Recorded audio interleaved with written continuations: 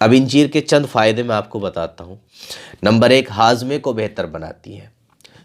दूसरे नंबर पर गुर्दा और मसाने से पथरी को बाहर निकालने में बहुत मदद करती है।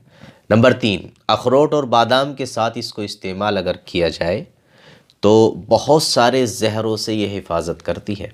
नंबर 4, अगर आपके कब्ज़ रहता है, आपने बहुत इलाज करा लिया, परेशान हो गए, कब्ज़ ठीक नहीं होता है, तो आप इंजीर का इस्तेमाल करना शुरू कर दें।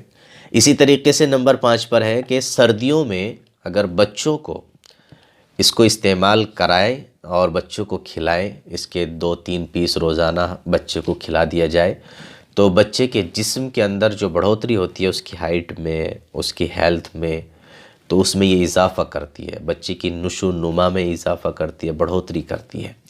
तो ये सर्दियों के अंदर बच्चों को भी 2-3 पीस रोज़ाना इसमें से खिलाने चाहिए, बहुत फ़ायदा करती है बच्चों के लिए।